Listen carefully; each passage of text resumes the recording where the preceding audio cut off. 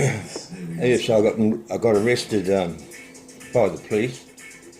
I got taken back to Manukau police station, and I explained to them um, on the way to the cell, to the police station, and before they put me in the cell, that I suffer from claustrophobia, acute claustrophobia.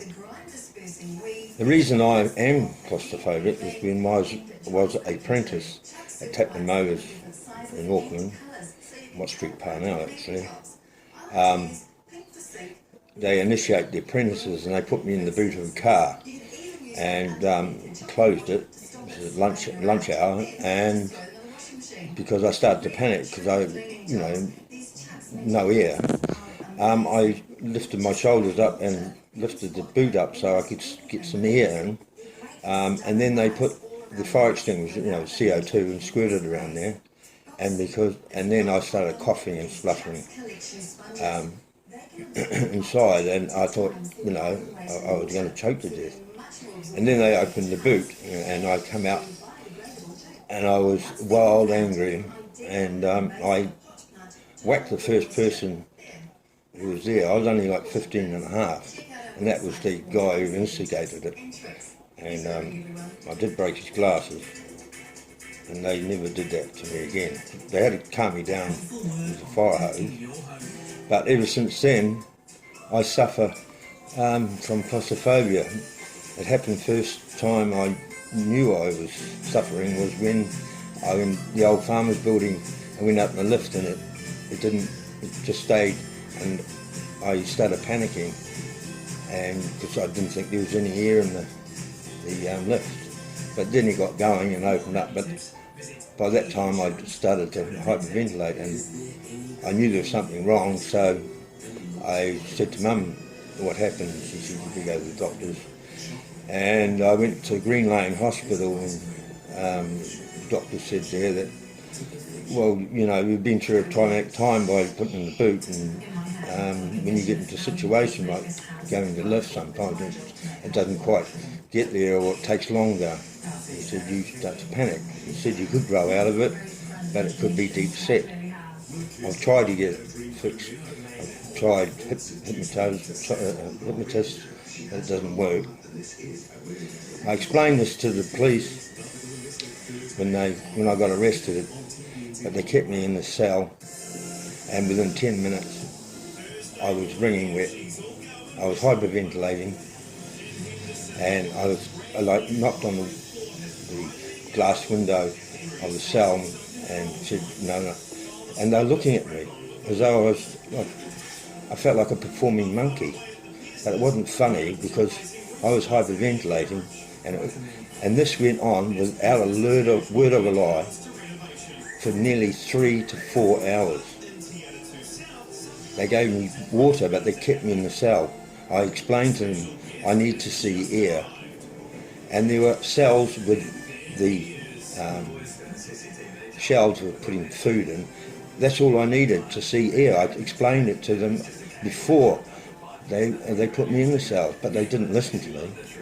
In the end, they got me out, and the doctor came. He gave me some tablets to calm me down, and then they put me in the cell with the vent.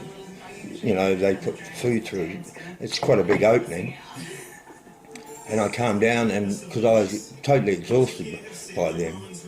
And then about 7:30 in the morning, they put the prisoners in the prison van to go to Manurewa, where I had to get, that's where the court I had to go to, because the house of my friend, was at Takanini, of her friend, sorry. I said to the officer at the prison van, that I'm claustrophobic. He said, "What do you want me to do about it?" I said, "Well, can you put me in a car or something? I don't know." And he said, "No." He said, "Yeah." He said, "Well, all the 3 other prisoners hopped in this small cubbyhole thing, And then he said, hop up there, and he said, tell you what I'll do, I'll give you a window seat. And then he slammed the door on me. I felt angry, and I'd just been through hell, probably the worst night of my life. I was exhausted, disorientated, and then on the way to from Manukau to Papakura, I started hyperventilating, and I was distressed again, and I was soaking wet again. The other prisoners there, were trying to calm me down a bit, but it wasn't really working. I appreciate what they're trying to do. And when we got to the Papakura courts,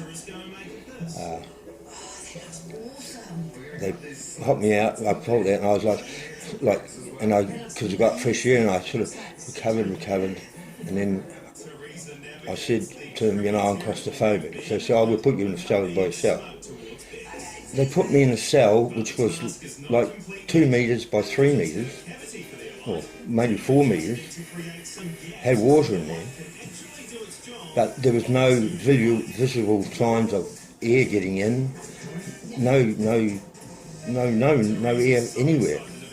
And because straight away I'm panicking and I'm stressed, and I think I felt as though I was going to swallow my tongue. I was that distressed.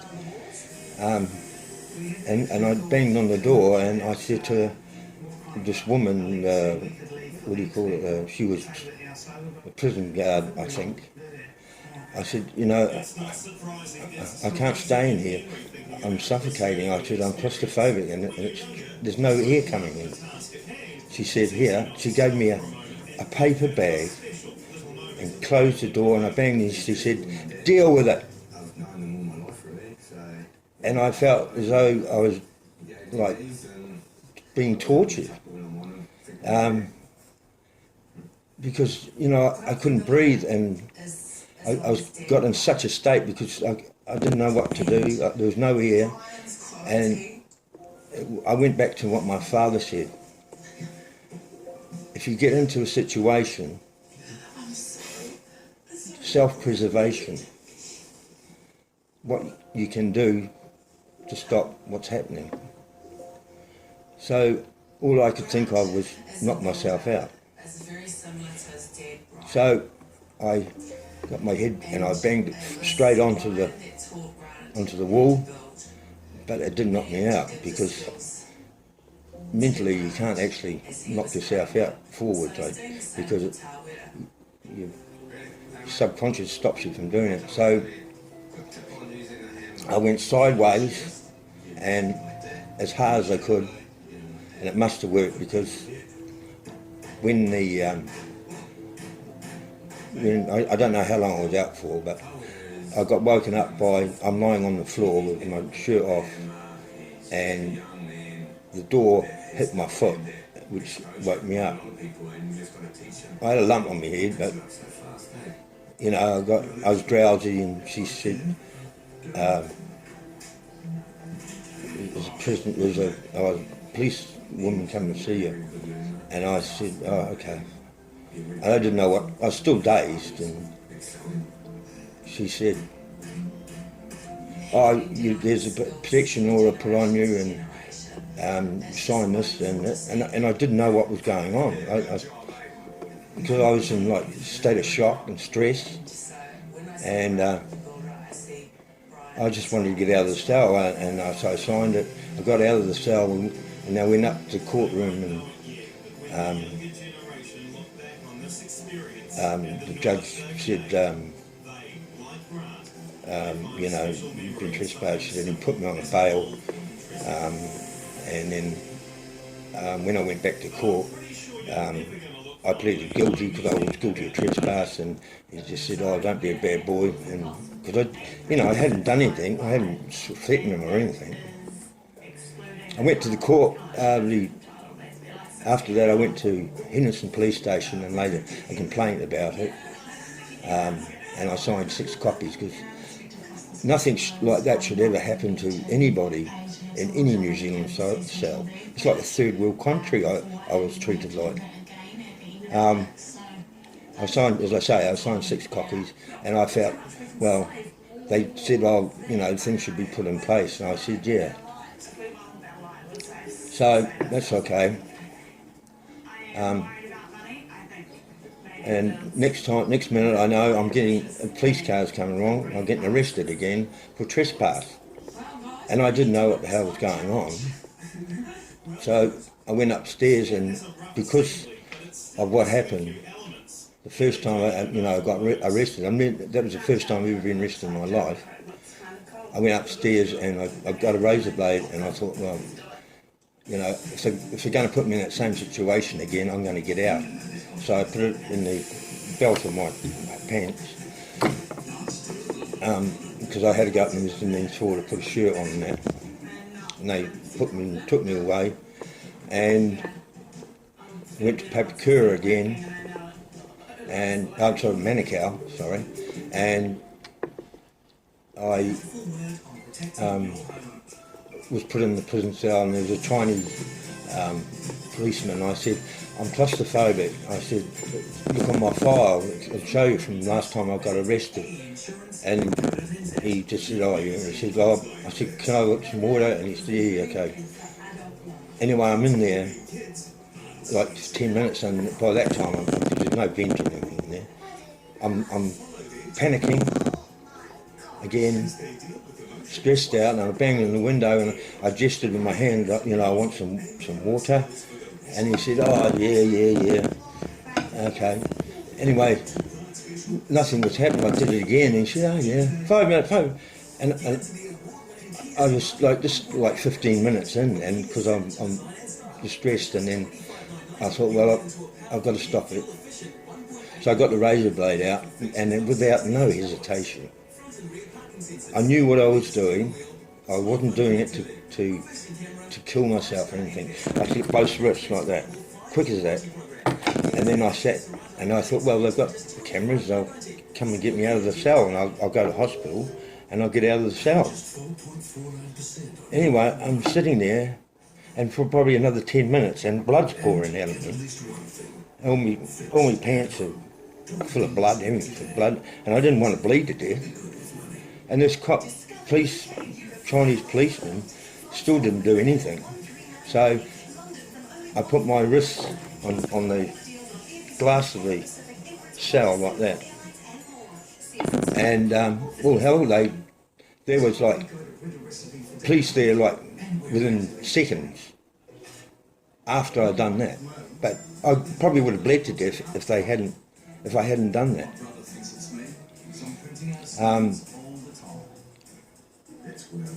After that, I thought, well, I'll go to hospital, but no, they held me up, put me in a sort of a cell with no doors, and I sat there, and they bandaged up my wrists, and I had to wait probably another 2 hours, 3 hours,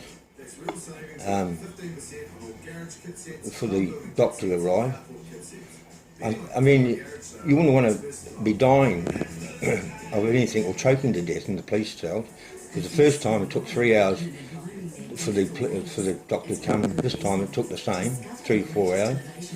Anyway, he came out. I got 8 stitches in one side and 9 stitches in the other. And then they put me in the cell with the vent in it, which was okay because I could see the water coming through. After that, I went to court. Same thing happened. Put me in a prison van, and I hyperventilated.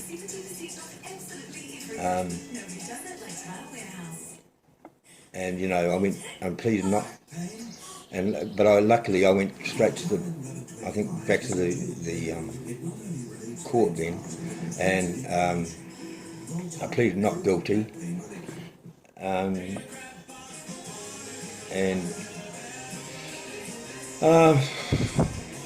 The next time I got arrested was failing to appear, but I I've been defending a police traffic case on the same day. I'll tell you more about that tomorrow. Okay. All right.